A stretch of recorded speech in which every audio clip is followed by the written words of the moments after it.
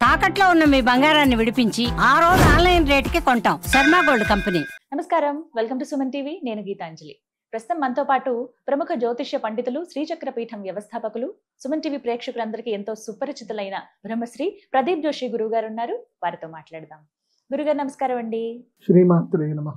గురుగారు, ఇక ద్వాదశ రాశుల్లో చివరిది మీన రాశి వారికి 2026 ఎలా ఉండబోతుంది ఈ సంవత్సరం? ఇప్పుడు మనము మీనం అంటే ఏంది? చేప. చేపలు. చేపని మనం వల్లో పట్టుకొని దాన్ని ఒడ్డునేస్తే అది ఎలా గిలిగిలి కొట్టుకుంటుంది ఆడిపోద్ది కదా. ఈ సంవత్సరము వరలక్ష్మి వ్రతం వరకు వీళ్ళ పరిస్థితి కూడా అదే.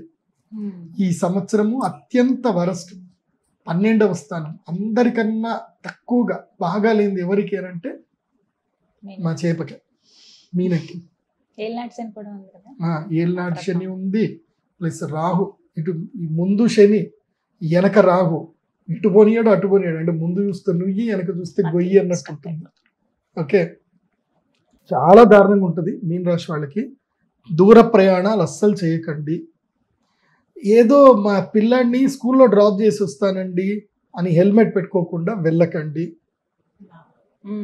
నేను చెప్తున్నా కదా, చిన్న గుళకరాయితోటి కూడా పెద్ద పెద్ద కథలు జరుగుతాయి. కాబట్టి చాలా పేషెన్స్గా ఉండండి, చాలా ఓపిక్గా ఉండండి. అగ్రెసివ్గా ఏమీ వద్దు, కోపం వద్దు, తాపం వద్దు.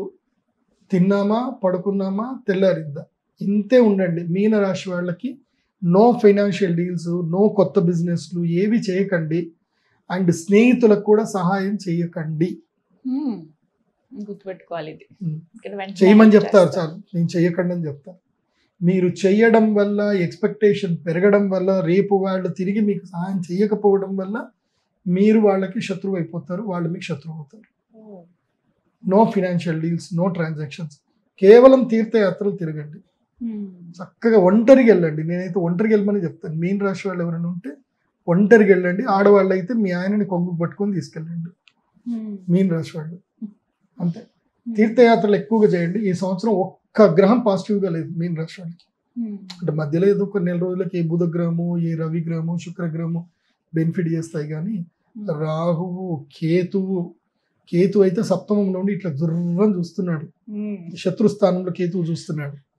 కాబట్టి కేతు శత్రుస్థానంలో ఉంటే ఒకటైతే కలుగుతుంది, కానీ డబ్బు రుణ రూపంలో వస్తుంది. అది కూడా ఖర్చు అయిపోతుంది. సో ఇంకా అప్పు పెరుగుతుంది. కాబట్టి రుణం కూడా తీసుకోకండి. మోక్ష జ్ఞానం అయితే పొందితే మంచిది.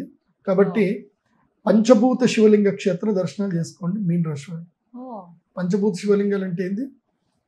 పృథ్వీలింగము, జలలింగం, వాయులింగం, అగ్నిలింగం, ఆకాశలింగం. అంటే ఏంది? ఏకాంబరనాథేశ్వర స్వామి టెంపుల్, తర్వాత వచ్చేసి జంబుకేశ్వరము, తర్వాత అరుణాచలేశ్వరము, తర్వాత శ్రీకాళహస్తి, ఆ తర్వాత చిదంబర క్షేత్రం. సో ఈ పంచభూత శివలింగ క్షేత్రాలు దర్శనం చేసుకోండి. ఈ సంవత్సరం ఎన్ని శైవ క్షేత్రాలు, ఎన్ని వైష్ణవ క్షేత్రాలు దర్శనాలు చేసుకుంటే మీన రాశి వాళ్ళకి అంత మంచిది. దైవ దర్శనాలు చేసుకోండి. మొత్తంగా 2026లో ద్వాదశ రాశులకి ఈ విధంగా ఉండబోతోంది.